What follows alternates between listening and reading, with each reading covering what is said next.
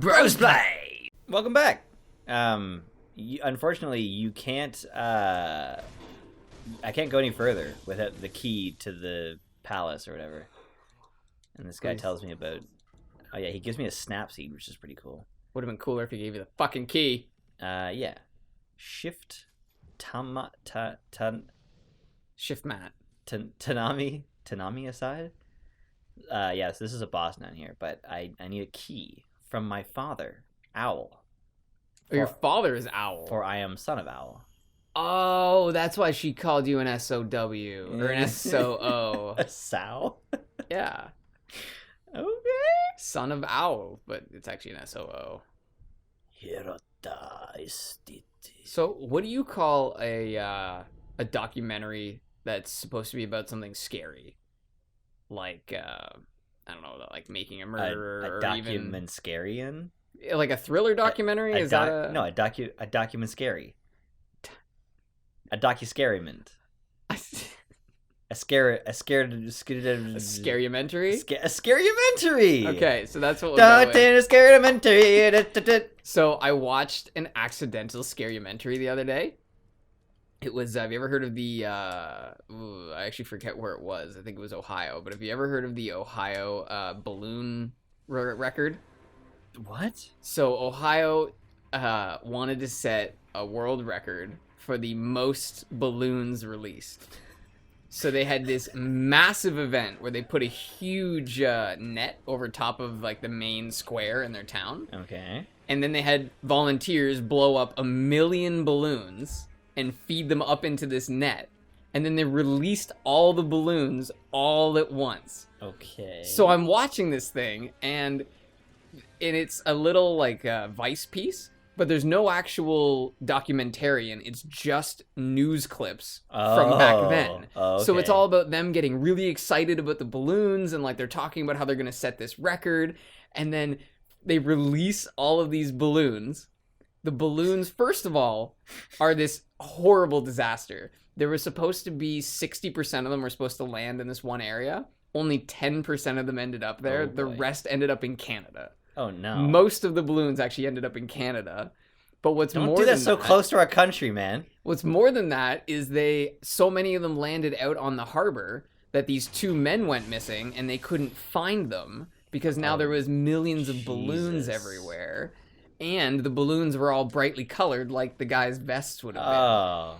So, and then after all of these things, it just very calmly goes from the end of the news clipping and says, the Guinness Book of World Records did not recognize this. No!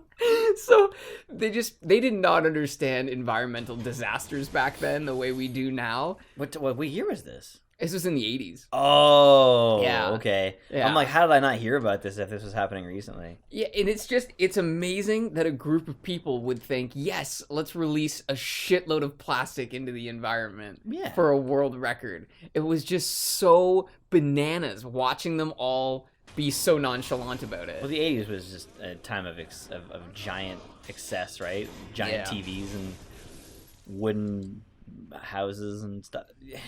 Well, and this one of the best things was they wooden said, houses. I meant wooden TVs. Right, yeah, paneled TVs. Houses were wood for a while. This one woman, I did not understand this part of the newscast, but this guy says, so this woman attached her watch to a set of balloons and accidentally released them. If you find the watch, please return it for a reward. And I just remember thinking, I don't understand. I thought you would have tied the watch on intentionally. How do you accidentally so? That's what I mean. How do you accidentally tie the watch onto the balloons? Weird. And what's even funnier than that is you really think you're gonna find 4 balloons out of 1 million? You really think that watch is coming back? I guess stranger things have happened. Yeah, they certainly have. Imagine you get a parcel from Canada. It's your watch in it. Plus the balloons. And a balloon, they deflated them. They stabbed the balloons and put them in the box as a reminder. I didn't know you could get up here. No, you can't. No, you can't. So you can only go down? I have to go up on the bridge. Nope, and I can't do that either. I'm stuck down here now. I don't understand why this branch would have Yeah, why can you just jump up? Oh. Go right up the rocks? Yeah, there you go. Oh, he's still fighting me. Is that the spear guy? Yeah. Dude, he has 2 health bars? Yeah. Is he a boss? He's a mini. Yeah, so I'm trying to just disappear so that I can stealth kill him or get one of his health bars gone from stealth. It's easier said than done, though. It seems like Oh, that's what this is actually for. That's funny. Yeah, this whole route of going up and then back around is to get him off of your back. Can you stop dolphin diving and grab the Jesus.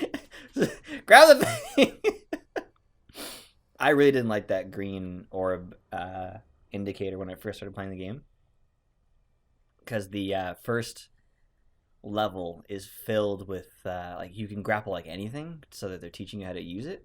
So there's just this green orb in your face all the time. Oh, it's just too many places. Yeah. Okay. Although, speaking of green orbs, my favorite YouTube copyright-free music is by the Green Orbs. That's the artist? Yeah. Oh, okay. That's the one that I did for the Battlefront 2 one. I thought that was the name of the actual song. No. Do you remember the name of the song? I don't. I think it was called Sandcastle. Yeah, okay, that sounds right. I keep finding really good Green Orb songs. Just an excellent. And they're not one of those people who expects me to put their name in the title. A lot of people do that. Not the title, but Oh yeah, I was gonna say in the description. there's a couple pretty decent ones, I would say. It's like they're good musicians. They just like the whole point of using YouTube copyright-free music is to avoid like all of that stuff. And I prefer to give credit to someone who doesn't ask for it, unless I'm specifically asking somebody. Like the Mitch Minis, I've got. I coordinated with Rem Stage Music. It's another YouTube channel, and he asked for it in the description, and that's fine because I'm specifically like You're requesting that Yeah. you use his music. Whereas YouTube free music, there's already the idea that they've given it to you. yeah. So I definitely don't want to like have a requirement of like you must put this in there. Did you contact I'm Drusif about the video? No. Thanks for bringing that up. Sorry. Well, he said he was done with YouTube, so I didn't think that was an issue. And then he kept doing. Well, YouTube. you actually credit him in the video. It's on like the front of the. Yeah. thing, So like yeah. I think you've credited him perfectly fine. Personally, I feel like YouTubers should be comfortable with other YouTubers using their stuff in a fair use setting. If it's part of how you spread your name.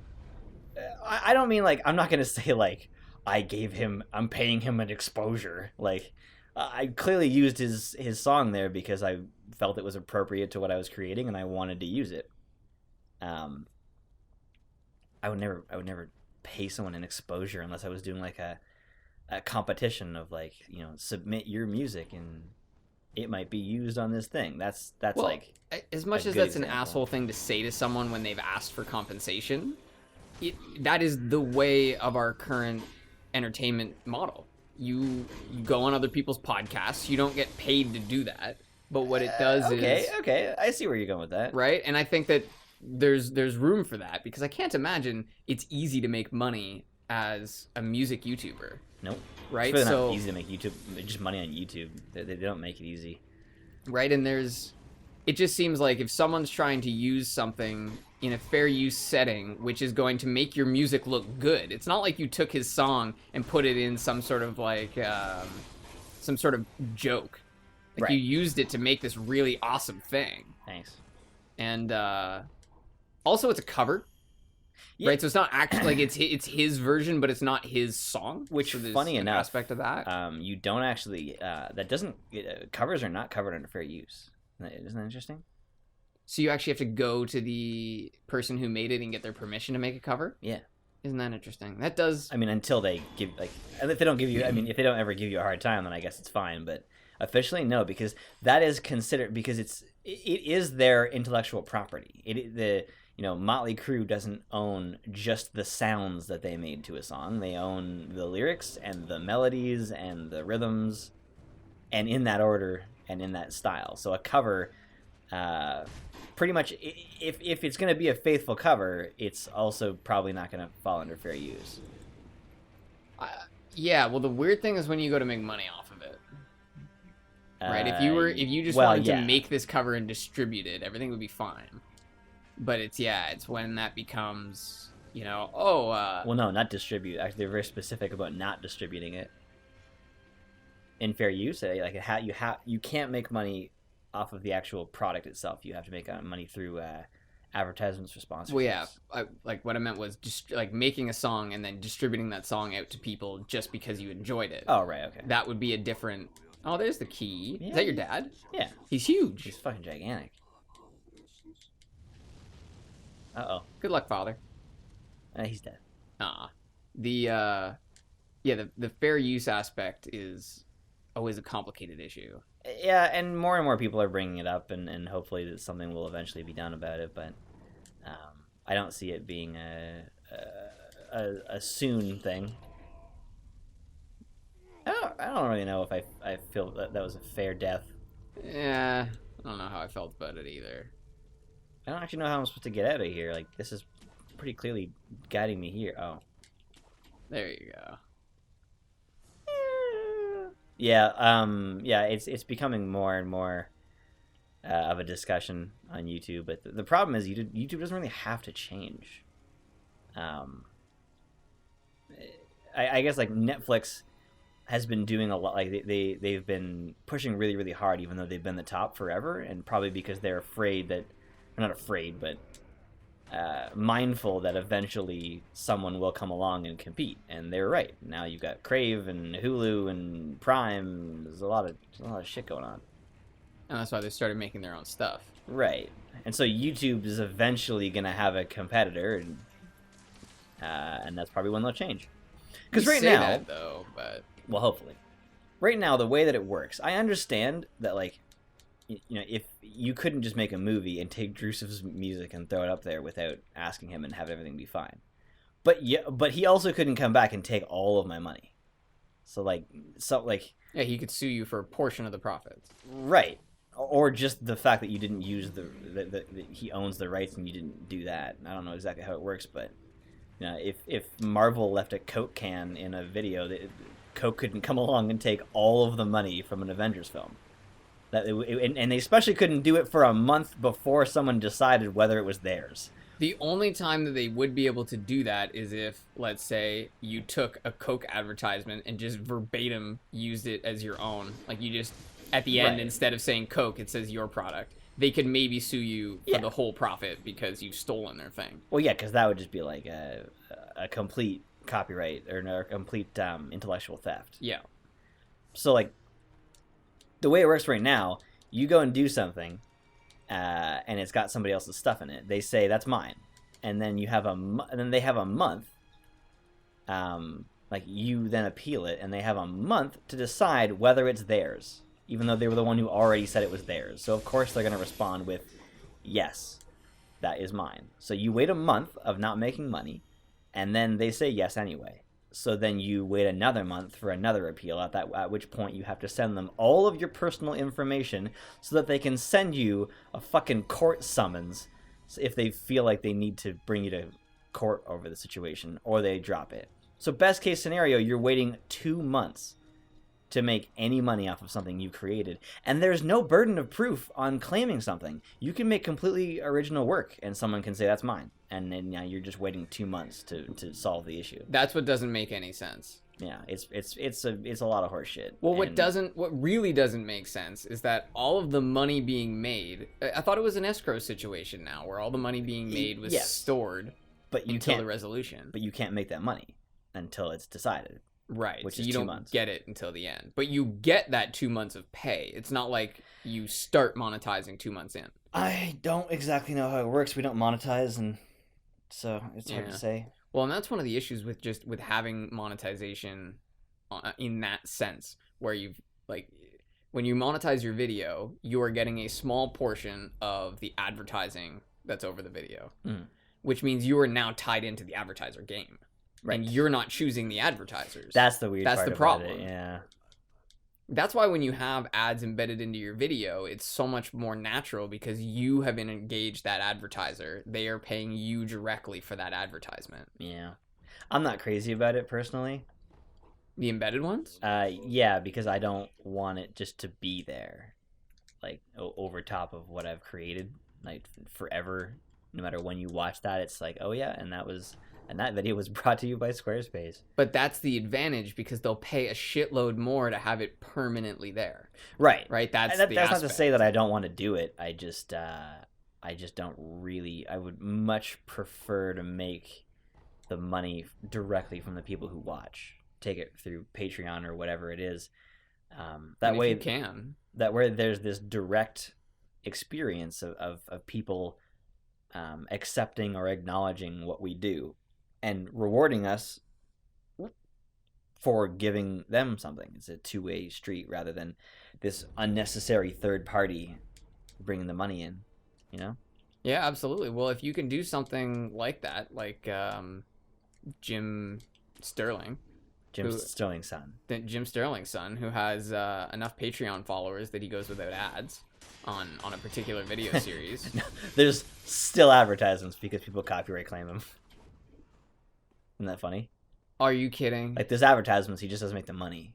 Oh my god, yeah, I guess so. Because he's such an inflammatory character that people go after him intentionally. They make like, oh, that's funny. I came back with everything except for the thing that I needed. Is that not it there? No, this is the flame thing. I mean, this also works. But hey, we got two things now, so we're good. Yeah, we'll be fine. Oniwa's going down. Oniwa. Yeah, I don't think he's going down. I'm just gonna die. Yeah. I'm gonna go find that firecracker. I think it's in like the first level. Oh, so we have to backtrack to go get it? Yeah. Oh boy. But you shouldn't be surprised that a Dark Souls game has backtracking. Yeah, seriously. It's cool that the enemies respawn in a way though, because it would be kind of boring to actually just walk back through. Kind of, but there's a part. Actually, it's not really even a part, but when I was playing Red Dead 2, I went to some dude's house and he pulled a gun on me, so I killed him. It was a just kill. Don't worry about it. Self-defense, I swear. Yeah, I was in his home, but like self-defense. And then when I came back later in the game, and there was a different person living there, and it was really cool, like that it remembered that information. And then sometimes there'll be a mission where you go and like take out like some dudes at like a, I don't know, an abandoned thing, and then later on in the game, there'll be still people in that area, but they're different people. So I think that's really cool. That's not to say that there's anything wrong with the way that this game does it. I think the Souls concept is pretty cool. The you die, they die. This game added something to it though. If you the more you die, the more you poison certain characters in the game. What? You give them dragon rot, and they eventually just die. It's like the shopkeeps just disappear because you died too many times and you poisoned them with your dragon rot. Whoa. It's like the health, like basically what you are taking other people's life force by coming back. Whoa. Yeah. That's dark. Yeah. It's weird that it doesn't really seem to tell you that. It does. It explained it when I died earlier. Ah, okay. And then there's a resetting tool that you can turn everybody back to normal. I bought it. Oh no. Oh, it requires 500. Ah. It's okay though, because I got a whole bunch of extra stuff. Oh, to sell? Nice. Yeah. I'm gonna grab, where are they? My coin purses? Let's just use all 6. Fuck it. Are those just for spending? Yeah. Those are like the souls, like the soul, whatever they're called from the last games. The soul shards. Yeah. Maybe. Right, because you get coins in this. There is no souls. Right.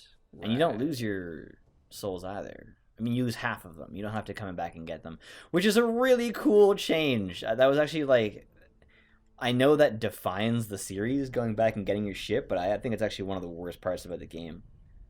It added frustration that didn't need to be part of the game. And in this, you just lose half your shit. And like, there's no, you know, if you go back, you can get it. No. So it takes the frustration of running back out of it, but still adds the frustration of losing your shit. I think it's a really nice middle ground. Well, and it makes the reward system scalable. Because if you have 10 coins, you only lose 5. And if you have 300, you lose 150. Right. Yes. So it's something to think about. You don't want to walk around with a bunch of spare change. Which encourages you to purchase things. Like stuff.